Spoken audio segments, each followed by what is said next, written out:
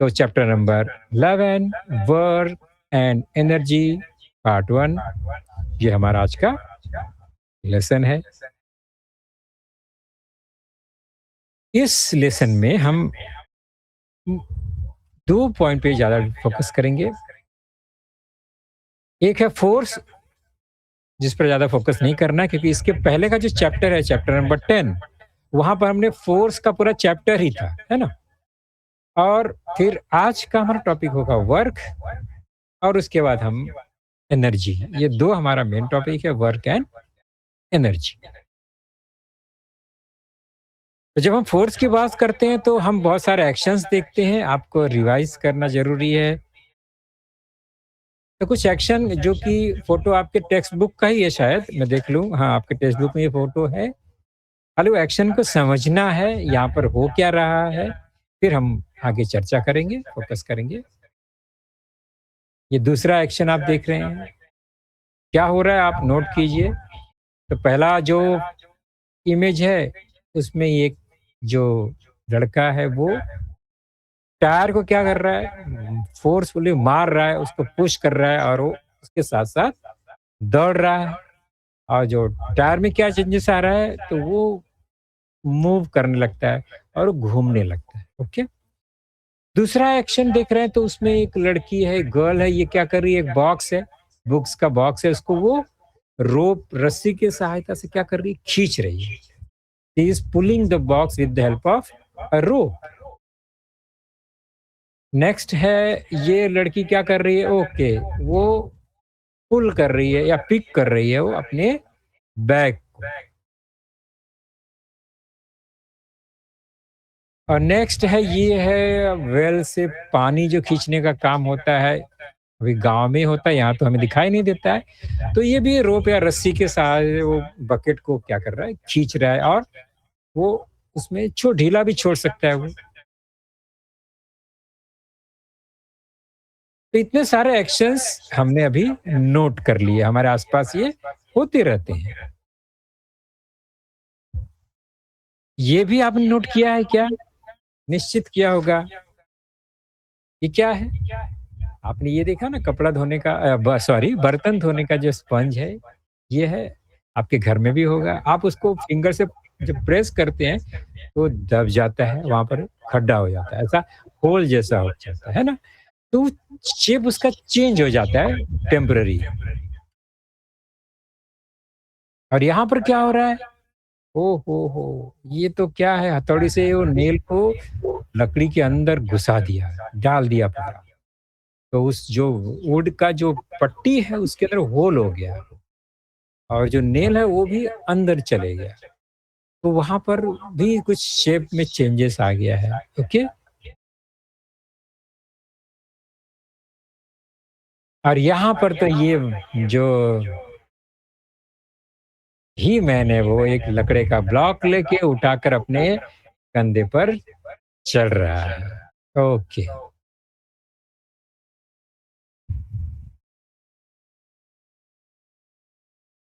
तो इतने सारे एक्शंस आपने समझ लिए, और आपको ये अच्छे से पता है कि लास्ट लेसन में हमने देखा था, ये सारे एक्शन करने के लिए फ़ोर्स लगाना पड़ता है ना? आपको पता है, बिना फ़ोर्स के तो ये एक्शन पॉसिबल ही नहीं है। और फ़ोर्स हमने बहुत सारे टाइप के देखे थे, जिसमें से मस्कुलर फ़ोर्स था, हमारे मसल का यूज़ करते हुए, फिर मैकेनिकल फ़ोर्स थे, ग्रेविटेशनल फ़ोर्स था, और फिर मैग्नेटिक फ़ोर्स थे, इलेक्ट्रिकल फ़ोर्स थे, फ्रिक्शनल फ़ोर्स थे। ये बहुत सारे टाइप के फ़ोर्स अप्लाई होते हैं, ये सब काम करने के लिए, एक्शन करने के लिए, ओके।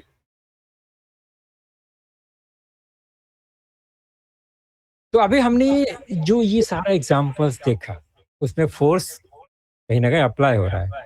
तो फ़ोर्स अप्लाई होने पर क्या होता है, वो पहले नोट करना है। तो यहाँ कुछ पॉइंट्स हैं, उसको हम देख लेते हैं। First, a force can cause a stationary object to move. मतलब फोर्स अप्लाई करने से एक ऑब्जेक्ट जो स्टेशनरी है, रुका हुआ है, वो मूव कर सकता है। कब करेगा? जब उस पे फोर्स अप्लाई होता है। ओके? तो फोर्स ये कर सकता है। ओके? दूसरा है, force can stop a moving object. दूसरा है कि अगर कोई ऑब्जेक्ट चल रहा है, मूव कर रहा है, उस पे हम फ़ोर्स लगाएँगे अपोज़िट डायरेक्शन में, तो रुक सकता है। रुका हुआ को हम मूव करा सकते हैं, स्टेशनरी को मूवमेंट दे सकते हैं और मूवमेंट वाला कोई भी ऑब्जेक्ट है, को स्टॉप भी कर सकते हैं with the help of force और बाय अप्लाइंग फ़ोर्स। थर्ड है, देखो कैसे सेंटेंस में क्या छुपा हुआ है, उसका मीनिंग समझना इम्पोर्टेंट है ना? अ force can change the direction of a moving object, यानी कोई फोर्स, कोई ऑब्जेक्ट मूव हो रहा है, तो डायरेक्शन चेंज करना है तो भी हमें फोर्स लगाना पड़ता है। तो with the help of force we can change the direction of a moving object. हम देखेंगे एग्जांपल भी, वैसे लास्ट लेसन में हमने देखा ही है। Next, a force can change the motion of a moving object. इसका क्या मतलब है? Change the motion of a moving object, मतलब क्या है कि कोई ऑब्जेक्ट मोशन में है तो उसका मोशन को हम बढ़ा सकते हैं। We can accelerate the motion, है ना? एक्सीलरेशन होता है, गाड़ी चल रही है, स्लो चल रही है, फास्ट चलेगी और उससे फास्ट चलेगी, तो with the help of force हम जो अप्लाई करते हैं तो ये मोशन में भी चेंजेस आ जाता है। Okay, and finally a force can change the shape of an object. तो ऑब्जेक्ट का शेप बदल जाता है, तो ये हमने तो देखा है और ये लास्ट लेसन में चैप्टर में ये पूरा फोर्स के बारे में बताया है। तो फोर्स आपको पता चल गया है कि ये सब काम में फोर्स की जरूरत पड़ती है। अब हम क्या करते हैं, एक Our topic for starting today video देखेंगे जिससे आपको थोड़ा सा आइडिया मिल जाएगा फोर्स क्या है, और फिर हमारा जो आज का चैप्टर है वर्क एंड एनर्जी, उसका इस फोर्स से क्या रिलेशन है। कि बहुत ज्यादा रिलेशन है वर्क और एनर्जी। वर्क के लिए फोर्स तो चाहिए ही चाहिए, एनर्जी चाहिए ही। तो बिना फोर्स के स्टडी किए हम वर्क और एनर्जी समझ नहीं सकते। इसलिए आपके टेक्स्ट बुक में पहले फोर्स का चैप्टर है, उसके बाद वर्क एंड एनर्जी का चैप्टर है। ओके, चलो हम ये छोटा सा वीडियो देखते हैं, 2-3 मिनट का वीडियो है, हम देखेंगे और एंजॉय करेंगे और कुछ सीखेंगे। ध्यान से सुनना है आपको, कुछ भी बोलना नहीं है, चुपचाप एकदम सुनना है। Okay, Our topic for today is force, work, and energy.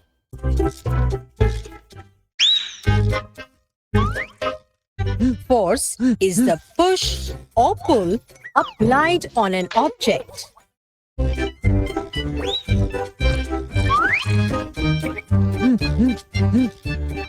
It can move a stationary object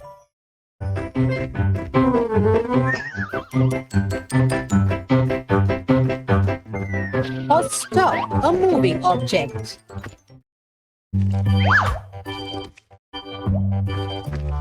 Force can also change the speed and direction of a moving object.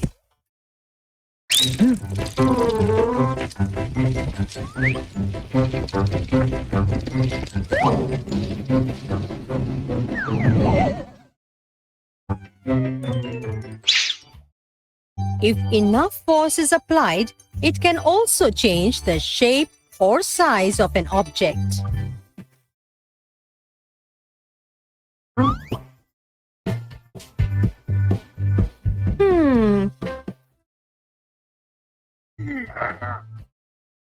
Force is applied on an object, resulting in the movement of that object. Work is said to be done.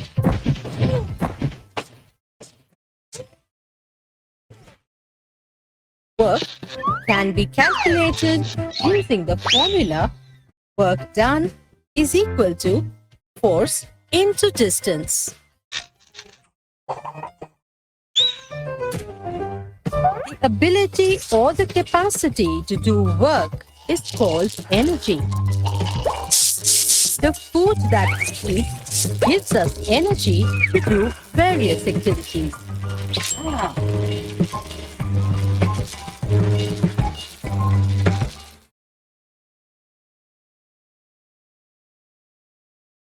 तो आपने यहाँ देखा कि force, पहले starting का जो कुछ minute है वो फोर्स के बारे में बताया।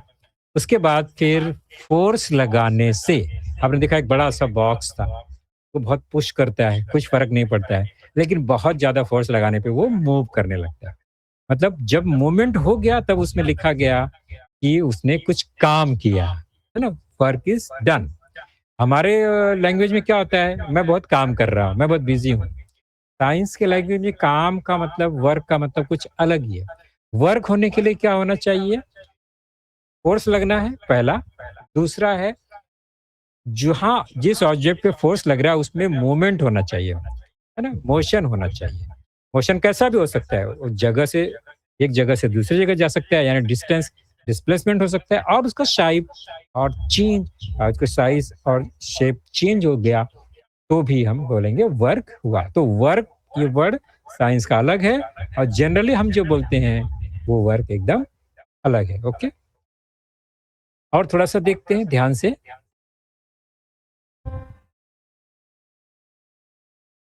You are asked to move a table. In how many ways can you move it? Think of other things you move every day. For example, closing or opening a door. What do you do to make each of them move? Look at the cart. When you push a cart, it moves. It also moves when you pull it towards yourself. In simple, to move something, you either push or pull it. A push or a pull is called force. What else can a force do besides moving an object? It can stop a moving object. It can change the shape of an object. It can also change the direction of a moving object. Now we know what is force. Let's learn about kinds of forces. There are two types of force: friction and gravity. Let's learn first about friction. When you push your toy on a carpet, it slows down and stops after some time. The force which acts on it to slow it down is called the force of friction. Now, push the toy on the smooth floor. Does it go further? Yes, because the force of friction is less on the smooth floor. Oh, and look over there. Some people are skating on ice. How are they able to glide so smoothly on the ice? It's because there's very little friction on ice. Come on, let's go outside and play. Throw this ball up in the sky. When you throw up a ball, it slows down, stops, and then falls down. This is because of Earth's force. Earth has the power to attract everything towards its center. The force is called gravity. Gravity acts on every object of Earth. That's why when you throw up anything, it comes down. Imagine now that there is no gravity. What would happen if you just jumped off? Okay, come out of your imagination. Now you know about force or pushing and pulling. Now let's learn about work. When you use force to move things, you do work. Pushing a chair is easy, but pushing a bookshelf is tough. You have to use more force to move the bookshelf. So you do more work in moving the bookshelf than moving the chair. Oh man, you look tired. Your ability to work is reduced. This ability to do some work is known as energy. We need energy to push or pull a cart or to play or run. See that car? It needs energy to move. Even cooking food requires energy. Energy is available in many forms. Heat energy. We get heat energy by burning fuel such as wood, gas, or petrol. It's used to cook food, to run a car and trains.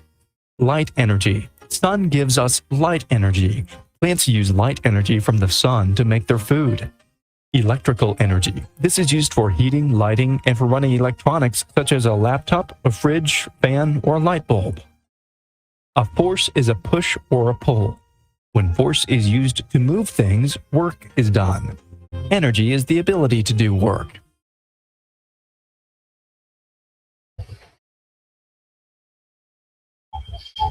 Okay, तो आप लोग ने बच्चों देख लिया, ये video देखा तो आपको समझ में आ गया। हमने फोर्स के बारे में बताया थोड़ा-सा इसमें, और फिर अब आगे हम चलेंगे। तो फोर्स बहुत इम्पोर्टेंट वर्ड है, और बहुत इम्पोर्टेंट ये फिजिकल क्वांटिटी है।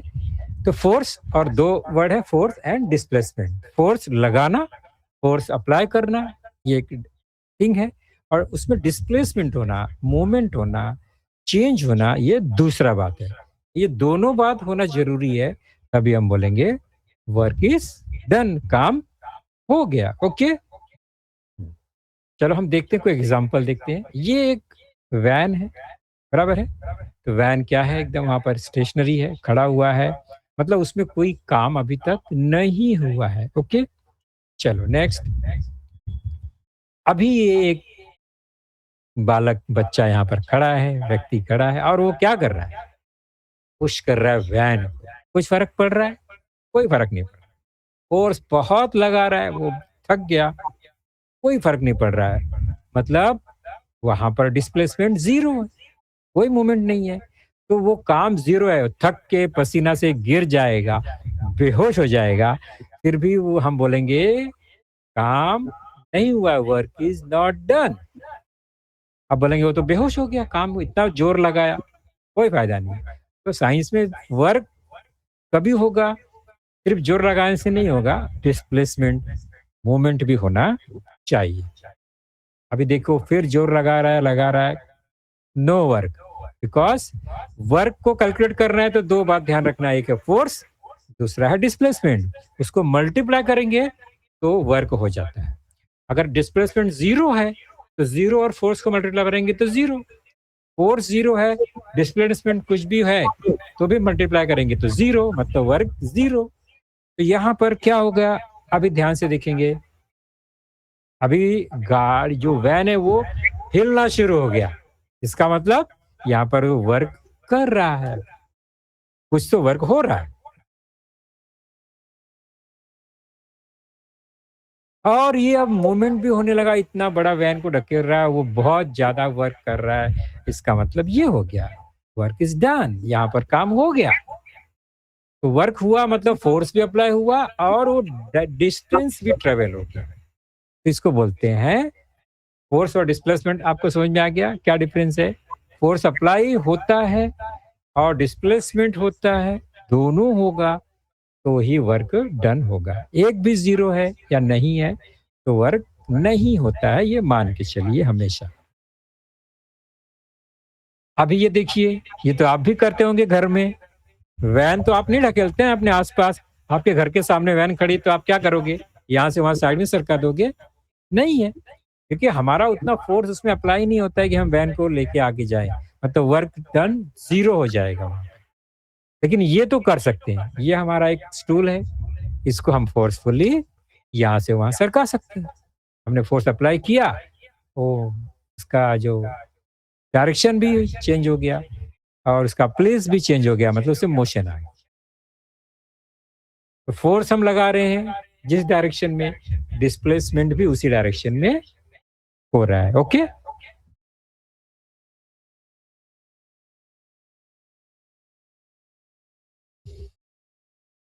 अब हम देखेंगे फ़ोर्स, डिस्प्लेसमेंट हमने देख लिया, तो उसका जो रिलेशन है वो वर्क से है, ये आपको अच्छे से पता चल गया। वर्क होने के लिए फ़ोर्स और डिस्प्लेसमेंट दोनों होना चाहिए। तो वर्क कब ज़्यादा हो गया, वर्क कम कब हो गया, ये आपको कैसे पता चलेगा? तो फ़ोर्स और डिस्प्लेसमेंट के कैलकुलेशन से। क्या है उसका मीनिंग? समझेंगे हम। पहले हम स्टेटमेंट को देखते हैं, फिर हम उसका एग्ज़ाम्पल देखेंगे। When an object is displayed by applying a force, अभी किसी ऑब्जेक्ट पे हमने फोर्स अप्लाई किया, ओके, और वो डिस्प्लेड हो गया, मतलब जगह बदल गया, work is set to be done, तब हम बोलेंगे कि काम हुआ है, वर्क हुआ है। ओके, चलो अब देखते हैं कि कम हुआ है कि ज्यादा हुआ है, कैसे मालूम पड़ेगा? तो दो सिचुएशन है।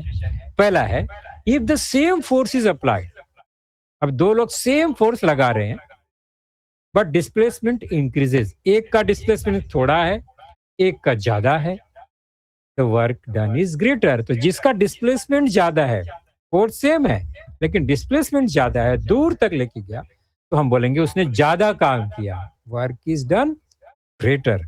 ओके, तो ज्यादा काम सेम फोर्स लगाने के बाद भी जिसका डिस्प्लेसमेंट ज्यादा है उसका वर्क ज्यादा है। क्लियर हो गया? Next, even if the displacement is the same, अब अगर दोनों का डिस्प्लेसमेंट सेम है, वो एक जगह से दूसरी जगह पर वही कवर किया है, तो फिर applying more force increases the work done, तो फिर जिसका फोर्स ज्यादा लगा है उसका वर्क ज्यादा है। तो फोर्स ज्यादा हो गया, डिस्प्लेसमेंट सेम है तो भी वर्क ज्यादा है, और फोर्स सेम है, डिस्प्लेसमेंट ज्यादा है तो भी हम बोलेंगे वर्क ज्यादा हो गया। But force and displacement same होगा तो क्या हो गया, वर्क भी सेम होगा, या इनका प्रोडक्ट सेम होगा तो भी हम बोलेंगे वर्क सेम हो गया।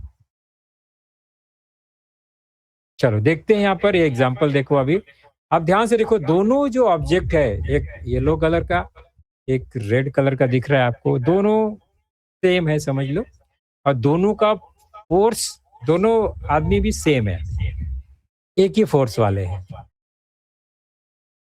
ना। स्टार्ट किया फोर्स लगा रहे हैं, और जो डिस्प्लेसमेंट है वो भी एकदम सेम चल रहा है। ओके,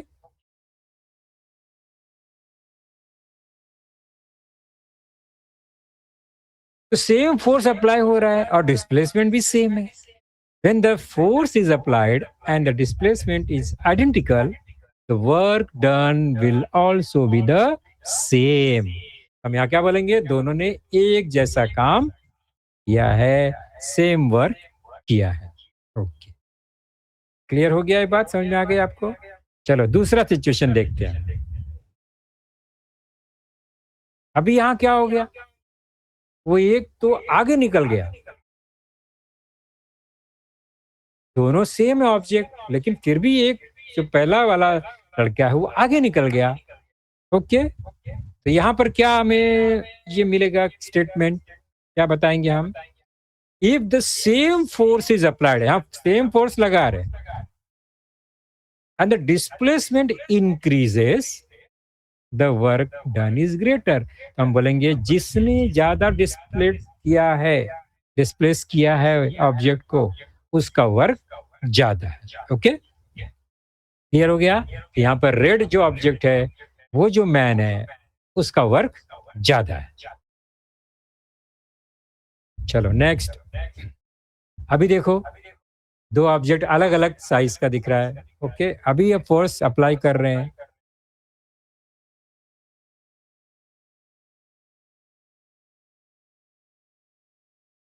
अब यहाँ पर डिस्प्लेसमेंट सेम है, लेकिन आप ऑब्जेक्ट को ध्यान से देखो तो दोनों ऑब्जेक्ट अलग अलग है, एक हैवी हो सकता, एक लाइट है, और डिस्प्लेसमेंट सेम है। इसका मतलब क्या हो गया, किसने ज्यादा फोर्स लगाया होगा? अभी आप आंसर बता सकते हो क्या, किसने ज्यादा फोर्स लगाया होगा, रेड ऑब्जेक्ट वाला मैन ने और येलो ऑब्जेक्ट वाला मैन? हेवी वाला, हेवी किसने? वाला, heavy yellow colour. Yes, okay, बराबर, क्योंकि उसने ज्यादा फोर्स लगाया, अप्लाई किया होगा, कि ऑब्जेक्ट बड़ा है तभी उसके बराबर चल रहा है वो। ओके, एकदम perfect answer, very good. Even with the same displacement, applying more force result in more work. तो आप फोर्स अप्लाई ज्यादा हो गया, डिस्प्लेसमेंट सेम है डिस्प्लेसमेंट, तो भी हम बोलेंगे वर्क ज्यादा है। ओके, तो वर्क के लिए कैलकुलेशन करना है तो फोर्स इनटू डिस्प्लेसमेंट, ये जो यूनिट मिलेगा वही क्या होगा, वर्क होगा। चलो अब देखते हैं हम फिर से यहाँ पर क्या करते हैं इन लोग। चलो ये आ गया हमारा, देखिए हमारा एक्टर है, हाँ मैं फिल्म बना रहा हूँ, ये हमारा हीरो है।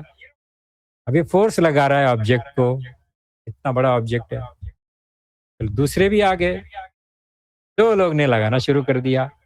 अभी कुछ चेंजेस हो रहा है क्या, कोई चेंजेस है, डिस्प्लेसमेंट दिख रहा है?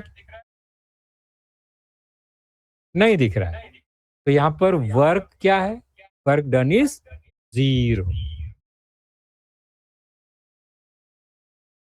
When a force is applied but there is no displacement, work is not done।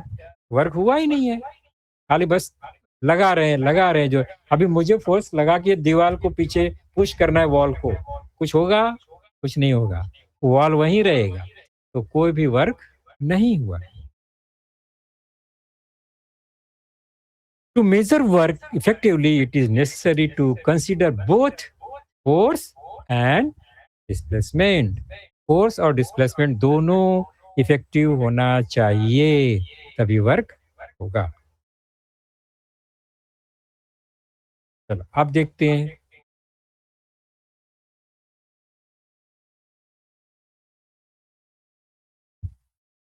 a more energetic person can do more work। जिसके बॉडी में एनर्जी ज़्यादा है, वो ज़्यादा काम कर सकता है। मतलब ज़्यादा फ़ोर्स अप्लाई कर सकता है, ज़्यादा देर तक अप्लाई कर सकता है अगर उसमें एनर्जी है तो। क्योंकि फ़ोर्स एक बार अप्लाई कर दिया, 1 मिनट में फ़ोर्स खत्म हो गया, एनर्जी लॉस, तो फिर जो छोटा आदमी है वो भी आपको हरा देगा। उस ज़्यादा काम कर सकता है, क्योंकि उसका एनर्जी अगर लेवल ज़्यादा है तो, ज़्यादा देर तक एक्टिव रह सकता है।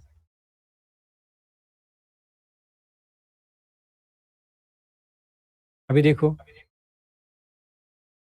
तो ये राइट साइड का जो मैन है उसका एनर्जी ज़्यादा है, तो उसने वर्क कर दिया, ओके। ये छोटा जो बच्चा है उसने वर्क नहीं किया, क्योंकि उसके फोर्स से उस ऑब्जेक्ट में कोई डिस्प्लेसमेंट नहीं हुआ है। ध्यान रखो, आप बोलेंगे वो तो छोटे बच्चे ने भी वर्क कर दिया, नहीं किया, क्योंकि वो फोर्स कहाँ लगा रहा है, राइट साइड में, और वो ऑब्जेक्ट कहाँ जा रहा है, लेफ्ट साइड में। तो फिर कहाँ पर उसका काम हुआ, नहीं हुआ ना। जिस डायरेक्शन में फोर्स लग रहा है वही डायरेक्शन में डिस्प्लेसमेंट होना चाहिए, तभी वर्क होगा। तो राइट साइड वाले जो मैन है, बॉय है, उसका वर्क ज़ीरो। राइट साइड में जो है उसका वर्क पॉजिटिव है, उसने वर्क किया। ओके। द कैपेसिटी एबिलिटी, जो भी है कैपेसिटी और ability to do work is called energy. Okay. तो ये वर्क करने का जो एफिशिएंसी है, कैपेसिटी है, एबिलिटी है, वो ही एनर्जी होता है। बराबर है। तो एनर्जी डायरेक्ट काम नहीं करता, एनर्जी से फोर्स अप्लाई होके काम होता है। Okay. Every person's ability to do work is difference. हमारे में एनर्जी है, मुझ में एनर्जी है, लेकिन मैं हमेशा काम तो नहीं कर रहा हूं ना। एनर्जी मुझ में है, लेकिन जब मैं फोर्स अप्लाई करूंगा उस एनर्जी का यूज करके, तभी वर्क डन होगा। बराबर है।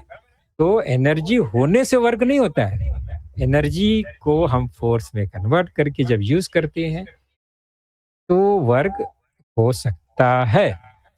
तो एनर्जी ही वर्क में कन्वर्ट हो जाता है। इसलिए दोनों का यूनिट जो है वो सेम ही है, क्योंकि एनर्जी ही क्या होता है, वर्क में कन्वर्ट होता है। एनर्जी से फोर्स, फोर्स से वर्क। अब ये एनर्जी जो होता है वो अलग अलग फॉर्म में अवेलेबल है, मिलता है, वो आप कभी देख लीजिए।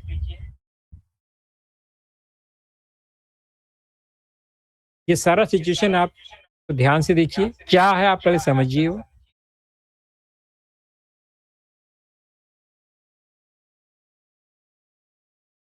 एरो एंड बो है ना, धनुष बाण है ये। इसकी खासियत क्या है, इसमें तो ऐसा कोई मशीन भी नहीं लगा हुआ है, कोई मशीन नहीं लगा है, लेकिन इसमें कुछ ऐसा है जिससे एक जो एरो है उसका जो मूवमेंट बहुत फास्ट होता है। वो एक प्लेस से दूसरे प्लेस में बहुत फास्ट जा सकता है ना। उसमें कहीं ना कहीं से एनर्जी उसको मिलती है, तभी फोर्स अप्लाई होता है, और कहीं फिर वो वर्क होता है। सेम यहाँ पर भी वही सिचुएशन है। ये गुलेल को क्या बोलते हैं अभी आप लोग? pillar, फिर ये है स्प्रिंग में भी वही सिचुएशन है।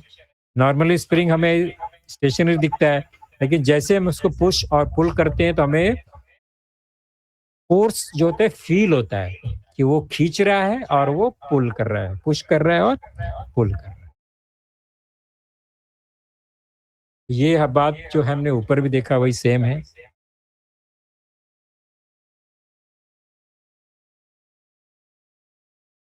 तो ये इसके जो क्या है, ये ऑब्जेक्ट की जो पोजीशन है ना, पोजीशन की वजह से इसमें क्या होता है, फोर्स जनरेट होता है। ओके। तो इसके अंदर कोई ना कोई एनर्जी है, किस फॉर्म में है, वो मैकेनिकल फॉर्म में है। मतलब उसके स्टेट से, उसके पोजीशन से उसमें एनर्जी जनरेट हो रहा है। So it is called a mechanical energy. Okay. उसमें कोई अलग से ऑब्जेक्ट बर्न नहीं हो रहा है, कुछ नहीं, सिर्फ पोजीशन, पोजीशन रखने से ही उसके अंदर एक एनर्जी है, बना हुआ है।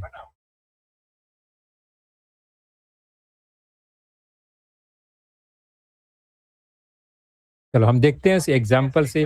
अभी आप देख रहे हो ना, यहाँ डैम है, कितना सारा पानी इसमें है और उसका पानी का फोर्स आपको बहुत सारा दिखता है। लेकिन उसके अपोजिट साइड में, डैम के जो अपोजिट साइड है, यानी दूसरे साइड में जो आप पूरा पानी वाटर लेवल देख रहे हो, वो तो एकदम फिक्स, एकदम शांत नजर आता है। लेकिन दूसरे साइड में इतना फोर्स जनरेट हो जाता है। ये फोर्स कहाँ से जनरेट हो रहा है, मतलब उसमें वो एनर्जी कहाँ से मिल रहा है? इतना फोर्स लगाने का एनर्जी कहाँ से मिल रहा है? ये आप सोचा है कभी आपने?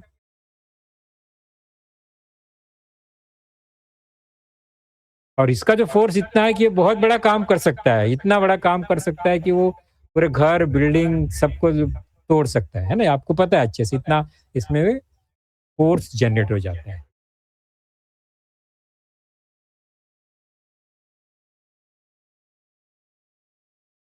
और इस डैम के दूसरे साइड में तो आपको वो पानी देखकर बिल्कुल अंदाजा नहीं लगेगा कि ये कुछ कर सकता है। तो दोनों साइड का जो एनर्जी है वो अलग-अलग है। राइट साइड में मतलब जहाँ पर पानी स्टेबल है, स्टेशनरी मूव है, वो उसकी हाइट की वजह से, वाटर का जो हाइट है, वो इतना ज़्यादा है और इतना ऊपर है कि उसमें ग्रेविटेशनल फोर्स अप्लाई हो जाता है और वो रुका हुआ रहता है। दैट इज़ पोटेंशियल एनर्जी है। पोटेंशियल है उसके अंदर, शांत है, लेकिन उसके अंदर पोटेंशियल है, वो पोटेंशियल एनर्जी है। लेकिन जैसे ही उसको मौका मिलता है नीचे जाने के लिए, ग्रेविटेशनल फोर्स अप्लाई होता है उसमें और वो जो पोटेंशियल एनर्जी है स्टेशनरी फॉर्म में है, वो मोशन में बदल जाता है and that is called kinetic energy. Kinetic energy मतलब वो एनर्जी जो मोशन के थ्रू होता है, मोशन के अंदर होता है। तो ये दो टाइप का आपको एनर्जी दिख रहा है, पोटेंशियल एनर्जी स्टेबल पोजीशन में, काइनेटिक एनर्जी मूविंग पोजीशन में। ओके,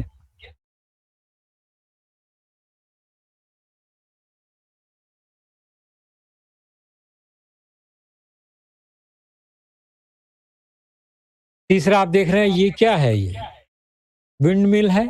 ओके, ये विंड से इसमें मोशन आ गया, तो विंड में जो एनर्जी है उससे जो फोर्स अप्लाई होता है उससे ये मोशन में आ जाता है।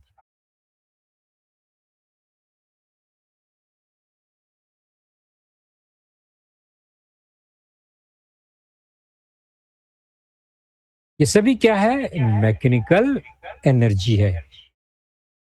मोशन आ गया, उस मोशन से दूसरा एक फोर्स अप्लाई होगा और उस फोर्स से और वर्क होंगे। वो सब एक दूसरे से इंटरकनेक्टेड है। हमको ये समझ में नहीं आता है कि कौन सा फोर्स अप्लाई हो रहा है, तो फोर्स कौन सा एनर्जी जनरेट कर रहा है, फिर एनर्जी फिर किस दूसरे फॉर्म में चले जा रहा है, ये हम कभी ध्यान नहीं देते हैं। ओके, अभी मेरे सामने एक फैन चल रहा है, बराबर है, वहां से उसमें से हवा आ रहा है, तो वो विंड एनर्जी मुझे मिल रहा है, लेकिन यहाँ पर कहीं बाहर हवा नहीं चल रही, तो वो पंखा जो घूम रहा है वो इलेक्ट्रिकल एनर्जी से घूम रहा है। इलेक्ट्रिकल एनर्जी यहाँ विंड एनर्जी में कन्वर्ट हो गया। और इलेक्ट्रिकल एनर्जी कहाँ से आ रहा है, वो कहीं पोटेंशियल एनर्जी वाटर है, जनरेटर है, वहां से जनरेट होके आ रहा है। तो एनर्जी क्या होता है, ट्रांसफॉर्म हो जाता है, वो एक फॉर्म से दूसरे फॉर्म में चले जाते हैं। ओके, ये ध्यान रखिए हमेशा।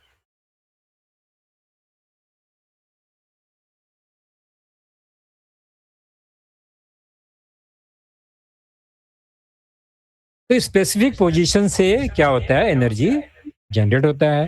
Due to a specific state और position of the object, potential energy is created in the object. Potential energy create हो जाता है स्टैटिक पोजीशन में, स्पेसिफिक पोजीशन में। The objects motion indicates the presence of kinetic energy within. तो अब जब वो मोशन में आ जाएगा तो उसमें काइनेटिक एनर्जी आ जाएगा। ओके, अभी पत्थर है, बड़ा सा पत्थर है, हमने उठा के रखा है, उसमें पोटेंशियल एनर्जी है, वो हमको बहुत तकलीफ देता है। हम बहुत थोड़ी देर के बाद हमारा पूरा हाथ पैर दुखने लगेगा, क्योंकि वो फोर्स अप्लाई हो रहा है, उसके अंदर एनर्जी है, पोटेंशियल एनर्जी। और जब पत्थर को मारते हैं उसमें एक मोशन आता है, छोटा पत्थर भी किसी को हिट करते हैं तो हमें चोट लग जाती है, तो उसके अंदर कौन सी एनर्जी है, वो काइनेटिक एनर्जी है जो कि मोशन के थ्रू आपको हिट करता है। ओके,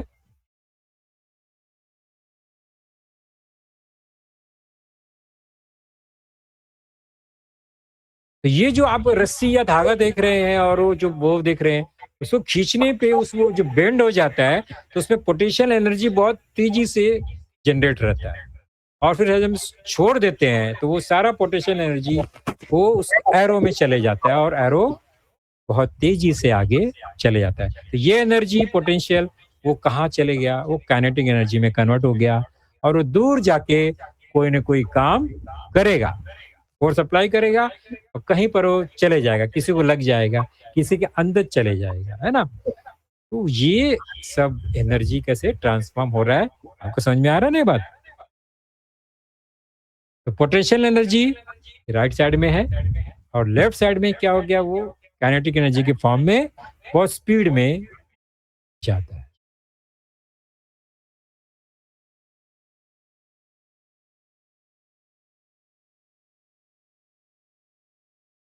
तो आपको मैकेनिकल एनर्जी समझ में आ गया, वो दो टाइप का है, एक पोटेंशियल एनर्जी, एक काइनेटिक एनर्जी।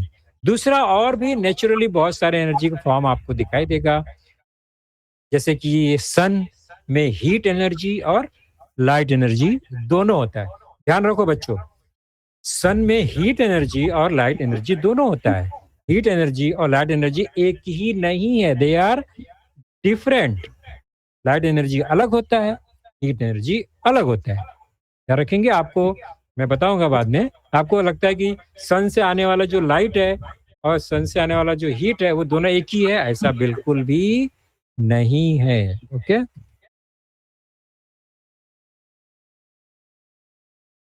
ये हमारा अर्थ आप देख रहे हैं। तो हीट एनर्जी हमारे अर्थ को मिलता है सन से, लाइट एनर्जी हमको मिलता है सन से। ओके, ये मेन सोर्स है। Heat is also a form of energy. The sun is largest source of heat energy on the earth. Similarly, sun is the largest source of light energy for the earth. यही heat और light energy से हमारे इस अर्थ में क्या है, जितने भी लिविंग बीइंग है, जो भी है वो है, जिंदा है। जितने भी ट्रीज, प्लांट्स एंड एनिमल्स हैं, उनको ये स्पेशल एनर्जी की जरूरत पड़ती है, जो कि हमारे अर्थ में अवेलेबल है ड्यू टू सन। दूसरा, हीट एनर्जी हम लोग जनरेट कर सकते हैं फ्यूल को जलाकर, लकड़ी जलाकर, पेट्रोल डीजल जलाकर, गैस को जलाकर हम हीट एनर्जी जनरेट करते हैं और फूड को, खाना पकाते हैं। आपको पता है घर में हमारे गैस सिलेंडर्स होते हैं, पाइपलाइन होते हैं, वो हीट एनर्जी जनरेट करते हैं और खाना को पकाते हैं। ओके,